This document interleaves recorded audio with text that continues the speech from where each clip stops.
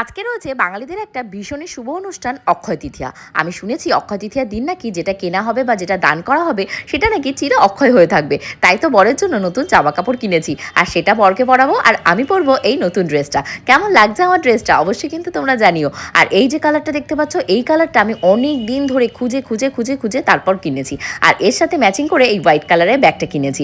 Actually কি বলো তো, এই যে প্রচণ্ড একটা গরম পড়েছে, গরমে কিন্তু যতই তুমি দামি জামা কাপড় পরো কিনা কমফোর্টেবল যদি না হয় তাহলে কিন্তু তুমি ঘেমে নিয়ে একাকার অবস্থা হয়ে যাবে।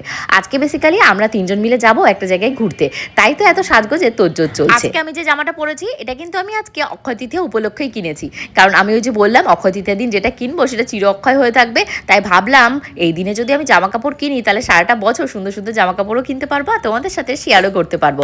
আর তার পাশাপাশি যদি থাকে দান পুণ্যর কথা, তাহলে এই যে বৈশাখ মাসটা, পুরো বৈশাখ মাসটাই হলো দানের মাস বা পুণ্য সঞ্চয়ের মাস।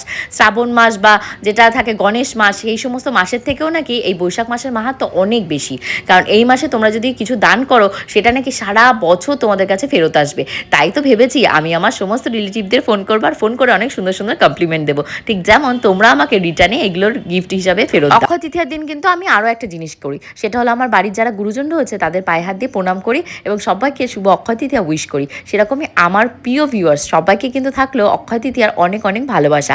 যেহেতু আমার বাড়িতে আমার গুরুজন বলতে আমার বড়ই রয়েছে, আমার শ্বশুরি মা শ্বশুরমশাই কেউই নেই, সবাই ইহলোক ত্যাগ করে পরকালে চলে গেছে, তাই পায়ে হাত দিয়ে প্রণাম করার মতো সেরকম কেউ নেই। ঠাকুরকে সকালবেলা একটা নমস্কার করেছি, করে আজকে আমরা কিন্তু সবাই মিলে ঘুরতে যাব। ওই যে বললাম আমি, আমার বর, আমার মেয়ে, সাথে কিন্তু আমার মাটিকেও নেব।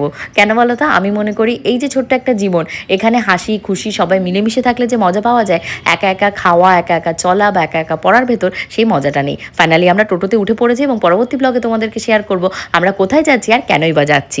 বাই।